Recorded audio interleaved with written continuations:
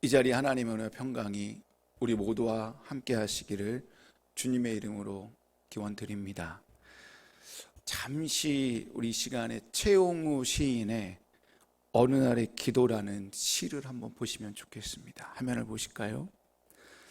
채소를 가득 실은 트럭, 스피커 소리 요란해도 와본 이 하나 없네. 한 개도 못 팔고 시커먼 한숨 내뿜으며 되돌아 나가는 한낮의 쓸쓸한 트럭. 답답한 마음 움켜잡고 주님 전에 나아가 눈물 흘려 기도하네. 어쩐지 하나님은 내 기도만 외면하는 것 같아. 내 심장이 그만 새카맣게 타버린 어느 날의 기도.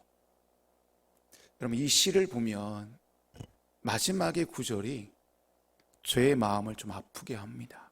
어쩐지 하나님은 내 기도만 외면하는 것 같다. 내 심장이 그만 새카맣게 타버린 어느 날의 기도. 정말 그런 것 같습니다. 다른 사람들의 기도는 다 들어주시는데 하나님은 유독 내 기도만 좀 잘 안 들어주는 것 같아요. 여러분은 좀 어떠세요? 주님께서 여러분의 기도를 외면하지 않고 잘 들어주시나요? 아니면 여러분들도 이 시인의 얘기 시처럼 비슷하지 않을까요? 6개월은 우리가 어떻게 지나갔는지 모르겠지만 지나간 거니까 이미 다 가거니까 다 잊어버리고 이제 앞으로 이제 6개월이라는 시간이 오래 남았잖아요. 이 하반기에는 주님께서 여러분의 기도를 절대로 외면하지 않기를 소망합니다. 그리고 이 시인의 마음처럼 여러분의 심장이 새카맣게 타버리는 일들이 전혀 없기를 소망합니다. 그래서 올 하반기에는 기도의 응답이 다 이루어지고 삶 속에서 주님의 계획하심이 다 성취되시기를 주님의 이름으로 축복합니다. 저는 오늘 설교 준비를 하면서 한 권의 책을 이번 주에 봤습니다. 다시 만나는 교회, 교수님이었다가 포항제일교회 담임으로 가신 박용호 목사님이 쓴 책인데요.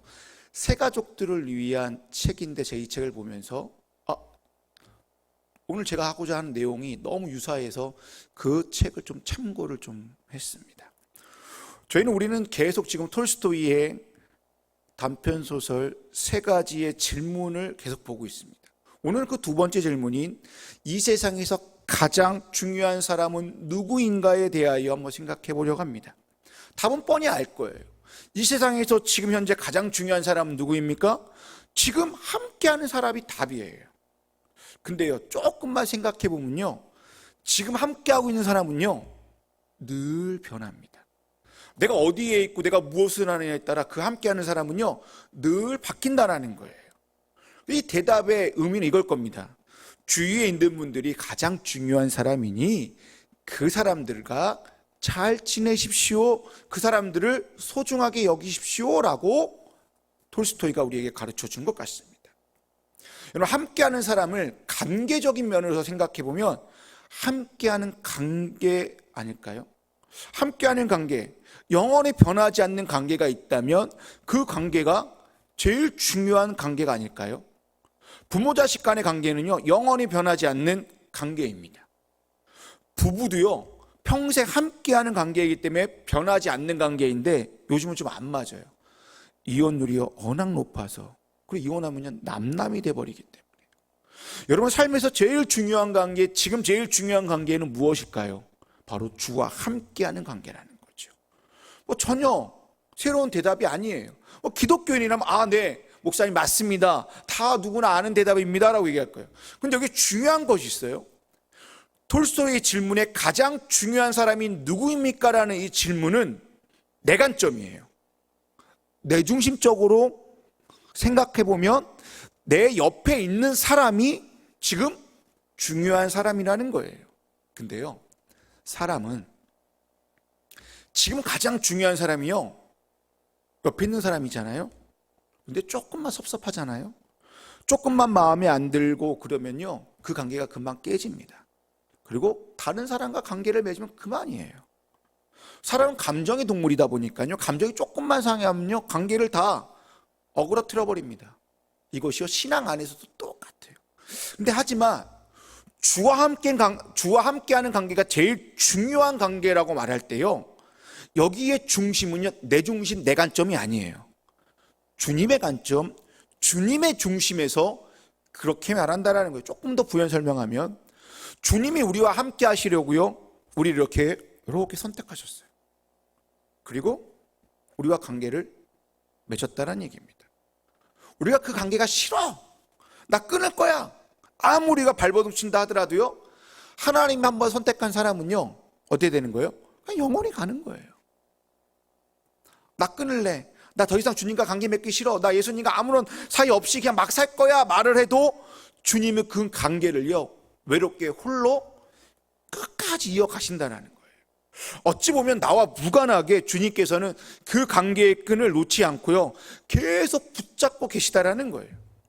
주님과의 관계에서 한번 더 생각해 보면요, 떠났다가 다시 와도요, 그리고 내가 섭섭하게 하고, 내가 주님의 감정을 상하게 하고, 내가 나쁜 짓을 하고 죄를 짓고, 하물며 개차반처럼 개망나는 짓을 해도요, 주님께 다시 돌아온다고 하면요, 주님은요, 묻지도 따지도 않고요, 무조건 다 받아주세요. 그래서 좋은 관계, 선한 관계로 다시 나갑니다. 왜 그럴까요? 바로 주님이요, 이 땅에 내려오실 때요, 확실한 목표가 있었어요. 뭔지 아십니까? 나는 이 땅에 내려가서 사람들과 함께 할 거야 라는 목적의식을 가지고 이 땅에 내려오셨다라는 거예요. 마태복음 1장 23절 말씀입니다. 화면을 보실까요? 보아라, 동정녀가 잉태하여 아들을 낳을 것이니 그의 이름을 임마누엘이라고 할 것이다 하신 말씀을 이루려고 하신 것이다. 임마누엘을 번역하면 하나님이 우리와 함께 계시다라는 뜻입니다. 이 밑에 보시게 되면 이렇게 적어놨습니다. 임마누엘, God with us.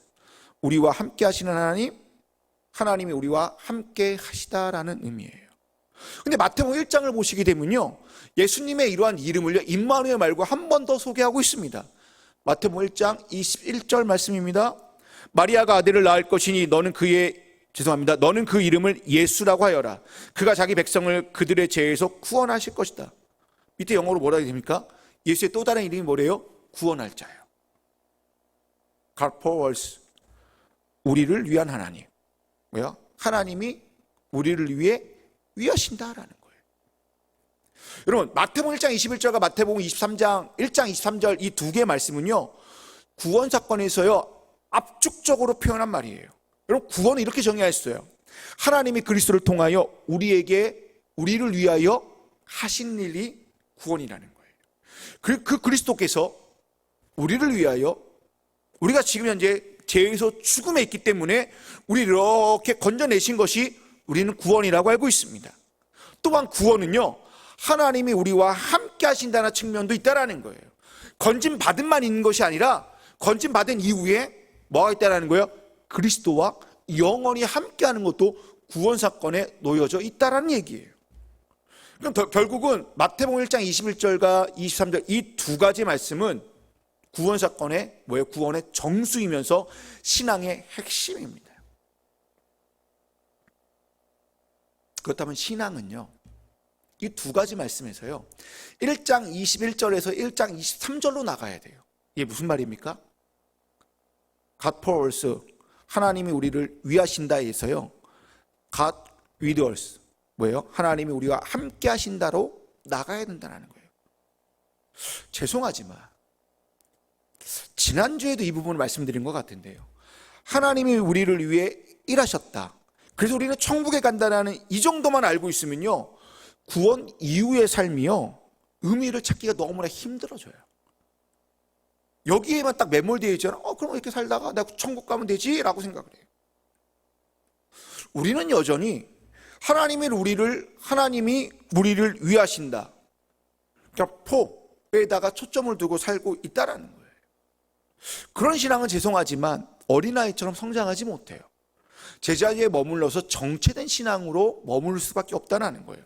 한국교회가 1990년대 초반까지요, 급속도로 성장을 했습니다. 근데 그 이후에 정체되었어요. 근데 2000년 이후로 들어오면서요, 급격하게 쇠퇴가 되고, 더 나아가 코로나 2년 6개월 동안요, 한국교회는요, 완전히 바닥을 치고 있습니다. 그 이유 중 하나가 무엇일까? 여러 가지 이유가 있겠지만 저는 오늘 본문 말씀을 생각하면서 이거라고 생각합니다. 하나님이 우리를 위하신다라는 신앙에 머물러 있기 때문이 아닌가. 하나님이 우리를 위하신다라는 신앙은 분명히 구원의 관점에서 우리를 위해 구원을 베푸시는 하나님은 너무나도 중요하고 복음의 핵심이지만 이 신앙에만 매몰되어 있다 보면 신앙의 정수를 제대로 느낄 수 없다는 것입니다. 조금 더 부연 설명하면 하나님이 우리를 위하신다라는 신앙은 자꾸만 우리가 요구하는 신앙이에요. 하나님이 우리를 위해 뭐 한다라는 거예요? 존재하는 분이네. 하나님이 우리를 위해 뭔가 일하시는 분이니까 우리는 이렇게 해요. 하나님, 나를 위하여 뭔가 해주십시오. 하나님, 나를 위하여 내가 이렇게 교회 다니고 내가 이렇게 뭐 하니까 주님, 내가 기도하면 나에게 좋은 것들, 좋은 일들을 응답해 주셔야 됩니다 라고 뭐예요? 요구해요. 이는 자꾸 무언가를 요구하게 되고요, 달라는 신앙으로 자꾸 가게 된다는 거예요. 여러분, 기도해 보게 되면 주십시오라고 많이 한다는 거예요. 우리가 이게 나쁘다라고 말할 수는 없어요. 필요하게 되면 구해야 되죠. 근데 이게 지나치게 되면요, 어린아이가 보채듯이요, 우리가 주님께 자꾸 보챈다는 거예요. 간혹 마트를 가보게 되면 아이들이 보채는 걸 보게 돼요. 저는 참 그 장면, 저희 애가 안 그래서 그런지 잘 못 보겠어요. 근데 이 아이들이요, 정확하게 엄마를 알고 있는 것 같아요. 보채면요, 뭐예요? 들어주거든요. 근데 엄마가 안 들어주잖아요? 그럼 땡깡을 부려요. 울어요. 그리고 지 승질을 이기지 못해가지고 뒤집어져요. 근데 참 재밌는 건 뭐냐니까 어느 누구도요, 그 아이한테 뭐라 하는 사람이 아무도 없어요. 왜? 아이니까 다 이해해줘요, 주변 어른들이요. 근데 만약 이것이요, 우리 애도 그러한 모습으로 주님께 나아간다면요, 우리가 주님 앞에 이렇게 어리광 부리고 보채고 땡깡을 불고 울고 더 나아가 내 승질대로 막 하나님 앞에 막 부르짖고 나 이거 왜 안 해주세요 막 그런다면 어떨까요? 좀 거시기 하지 않을까요? 하나님께 아이처럼 보채기만 하며 자꾸 요구를 들어주지 않으면 땡깡 부리는 거죠. 이거 분명히 잘못된 신앙의 모습이라는 거예요. 그렇기 때문에 이제부터 우리의 신앙은요, 우리 하나님이 우리와 함께 하신다는 신앙으로 나가야 된다는 거예요. 근데 그 신앙은요, 요구하지 않아요. 왠지 아세요? 그냥 만족하는 신앙이에요. 주와 함께하는 것이요, 만족 그 자체예요. 다른 것으로 채워주지 않고 내가 기도의 응답이 더디고 들어주지 않고 성령의 은사가 내한테 없다 하더라도 주와 함께하는 그 자체가 만족이기 때문에요, 만족을 더 넘어 감사로 이어지게 된다는 거예요. 그래서 하나님이 우리와 함께 하신다는 그 신앙을 가지고 사는 사람은요, 감사할 수밖에 없어요. 함께하는 것 자체가 감사라는 거예요. 그렇기 때문에 다른 것도 감사해요. 제가 이걸요 깨달았는데 이 말씀을 깨달은 지 얼마 안 됐어요. 20살 때부터 신학을 해서 20여 년 동안 사역을 하면서도 몰랐어요. 말로만 알았어요. 근데 교회를 시작해 보니까 이 부분이 확실하게 알겠어요. 지금 교인이 몇 명 없지만 매주일 함께 예배 드리고 나누는 분들이 있는 것만으로도 얼마나 감사한지, 그냥 그 자체가 감사라는 것을 얼마 되지 않았다는 거예요. 제가 이 말씀을 안 지가. 만약 내 안에 감사가 사라지게 되냐면요, 그럼 함께하는 신앙이 아니라요, 위하여 신앙, 포신앙으로 바뀌게 된다는 거예요. 그럼 어떻게 되는지 압니까? 만족하지 않고요, 자꾸 주님께 요구하게 돼요. 그리고 감사하고 다니요, 자꾸 어린아이처럼요, 뭐 하는지 압니까? 보채는 신앙으로 바뀌게 된다는 것입니다. 그러면 신앙은 늘 현재성이에요. 현재의 삶에 초점을 두고 구원의 현재성을 강조하며 살아가야 되는 거예요. 그렇기 때문에 마태복음 1장 23절에 나와 있는 하나님이 우리와 함께 하신다라는, 우리와 함께 하시는 하나님을 우리는 지금부터라도 더욱 강조하며 더 초점을 두며 살아가야 됩니다. 지금 내 삶이 여러분도 한번 보세요. 주님과 함께하는 삶인가? 구원의 현재성은 내가 주님과 함께하고 있느냐 없느냐의 삶이라는 것입니다. 이걸 이렇게 생각하시면 돼요.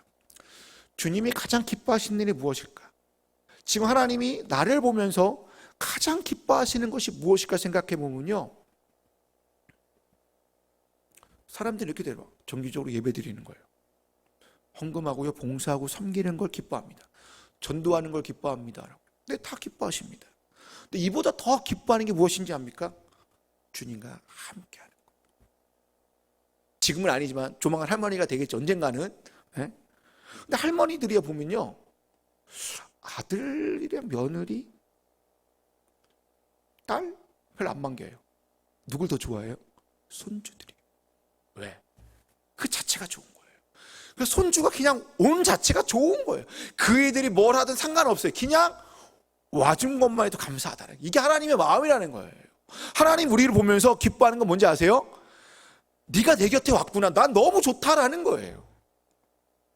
우리가 잘하든 못하든, 잘 살든 못하든, 아무런 이유 없이, 아무런 조건 없이 그냥 주와 함께하는 것을 제일 기뻐하신다라는 거예요. 요한일서는요, 사도 요한은요, 이거를 이렇게 표현하고 있어요. 요한일서 1장 3절 말씀입니다. 우리가 보고 들은 바를 여러분에게도 선포합니다. 우리는 여러분도 우리의 서로 사귐을 가지기를 바라는 것입니다. 우리의 사귐은 하나님과 또 그의 아들 예수 그리스도와 함께하는 사귐입니다 라고요. 그러니까 요한일서는요, 1장부터 5장까지요, 주와 함께하는 사귐에 대하여 얘기하고 있어요. 그래서 사도 요한이요, 신앙을 이렇게 얘기합니다. 하나님과의 사귐이라고요. 믿음은요, 하나님과의 사귐이래요. 여러분, 사귀다라는 표현이 무슨 말입니까? 서로 얼굴을 익히고 친하게 지내다라고 네이버 검색해보면 이렇게 나오더라고요. 그렇다면 신앙은 무엇일까요? 하나님 앞에 경배하고 예배하는 것만이 아니라 서로 이렇게 얼굴을 마주대하면서 친하게 지내는 관계를 유지하는 것이 영적인 사귐이라는 거예요. 오늘 본문을 보실까요? 예수님이 제자를 부르시는 장면이 나옵니다. 예수께서 산에 올라가셔서 원하시는 사람들을 부르시니 그들이 예수께로 나아갔다. 예수께서 12를 세우시고 그들을 또한 사도라고 이름하셨다. 이것은 예수께서 그들을 자기와 함께 있게 하시고 또 그들을 내보내어서 말씀을 전파하게 하시고 귀신을 쫓아내는 권능을 가지게 하시는 것이다. 여기에 예수님이 제자를 부르신 이유가 크게 세 가지가 나오는데, 그 중에 첫 번째가 무엇입니까? 자기와 함께 있게 하시기 위해서라는 거예요. 예수님이 사도를 부르신 이유는 자기와 함께 하고자 하는 거예요. 이런 전도를 하든 하나님 나라를 증언하는 사역도 중요하지만 이거보다 더 중요한 게 무엇이라는 거예요? 예수님과 함께하는 삶이라는 것입니다. 우리가 예배를 드리고 성경을 보고 기도하는 이유가 무엇입니까? 그리고 성경 공부를 하고 만약 제자 교육하는 이유도 무엇일까요? 그리고 우리가 유튜브를 통하여 수많은 설교와 메시지를 듣는 이유가 무엇일까요? 이유는 딱 하나라는 거예요. 주님과 함께하기 위함이라는 거예요.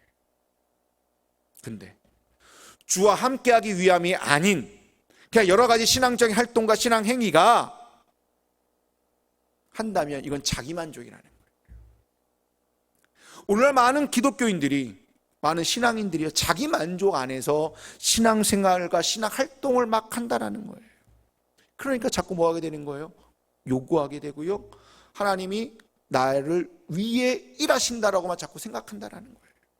우리가 하나님을 향한 열정도, 윤리적인 삶도 어디서부터 비롯되는 겁니까? 함께하는 삶에서부터 나온다는 거예요. 우리가 하나님을 위해 뭔가 대단한 일 하는 것보다 더 중요한 게 무엇인지 압니까? 매일매일 평범한 일상의 삶 속에서 하나님과 함께 지내는 것이 제일 중요하다는 것입니다. 그렇다면 주님과 함께 있으려면 우리가 어떻게 해야 되나요? 주님은 우리에게 모든 것을 다 내어주셨어요. 그럼 우리도 뭔가 거기에 합당한 뭔가를 내어드려야 돼요. 그게 무엇일까요? 저는 그게 시간이라고 생각합니다. 하루가 24시간이에요. 솔직히 우리가 하루 24시간을 주님께 다 드린다? 이건 말이 안 돼요. 어떤 분들은 시간의 11조를 드리라고 해요. 저는 이것도 요즘 시대는 어렵다고 생각합니다. 2시간 넘는 시간이에요. 그럴 자신도 없습니다, 솔직히. 그리고 주님도 그렇게 하시는 것을 원하지 않으실 거예요.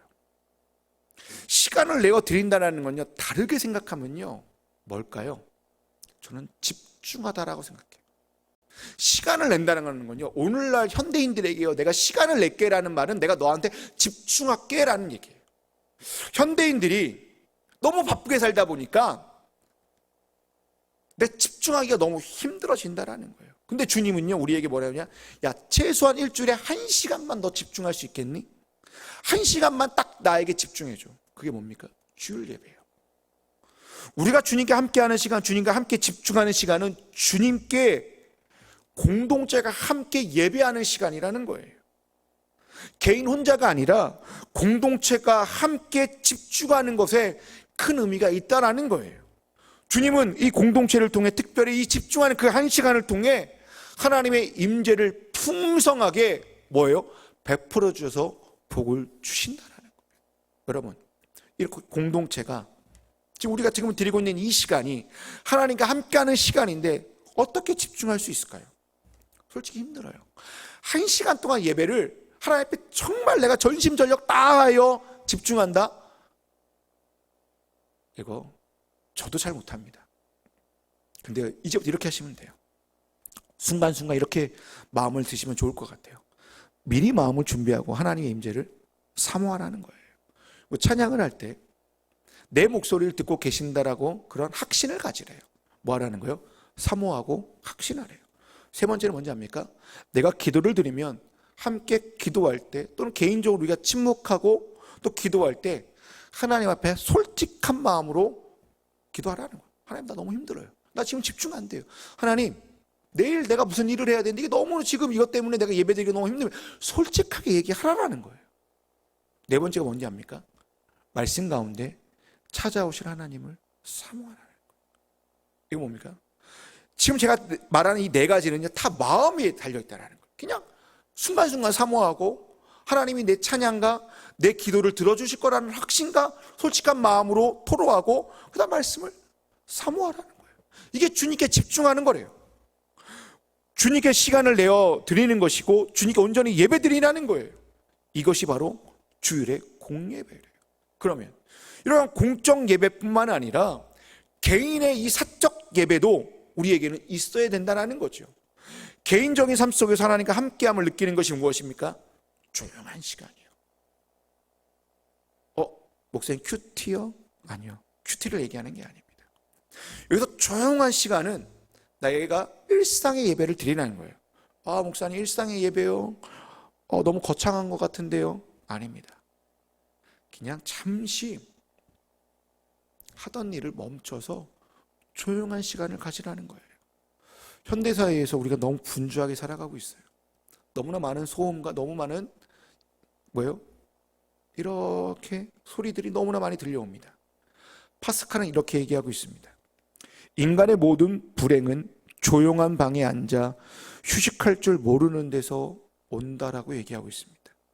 여러분 삶 속에서 정기적으로 조용한 시간을 가져보시면 좋겠어요. 매일 30분이든 15분이든 아니 그보다 더 적은 시간이든 주님과 함께하는 특별한 시간을 이렇게 가져보라는 거예요. 그 시간이 집중해보라는 거예요. 주님이 이렇게 얘기하지 않으세요. 야, 내가 너한테 목숨까지 다하네, 다 했는데 너 나한테 겨우 5분밖에 안 해? 야, 너 나한테 10분밖에 안 하는 거 너무한 거 아니냐? 주님 절대 그렇게 얘기하지 않는다는 거예요. 주님은 1분이든 30초든 5분이든 10분이든 사랑하는 주의 자녀들이 나한테 집중하는 것만으로도 주님은 무지하게 기뻐하신다는 거예요. 또한 주님과 만나 소통하는 그 시간이 우리에게는 뭐가 되는 거예요? 기쁨의 시간이고요. 더 나아가 축복의 시간인 줄로 믿습니다. 이제 말씀을 저는 마치려고 합니다. 여러분, 지금 가장 중요한 사람, 다르게 말하면 지금 가장 중요한 관계는 주님과 함께하는 관계입니다. 주님 우리와 함께하기 위하여 우리를 선택하셨고 더 나아가 제자로 또는 사도로 삼아주셨습니다. 그런데 우리가 이런저런 이유로 핑계를 대어 바쁘다고 주님과 함께하지 못한다라고 말하고 있습니다. 그렇게 되면 1차적으로 주님이 너무나 슬퍼할 거예요. 2차적으로 그거는 우리 자신에게 엄청난 손해나는 거예요.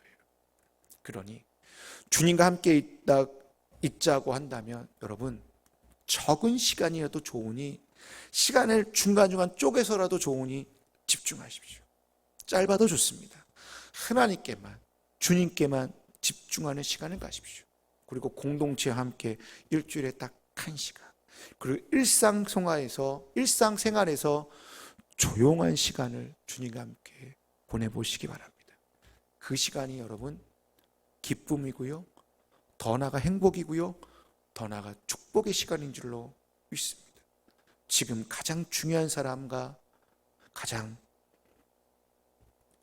중요한 관계가 주님과 함께하는 것이니 주님께 집중하며 주님께 기쁨을 드리는 저와 여러분이 다 되시기를 주님의 이름으로 축원드립니다. 기도하시겠습니다.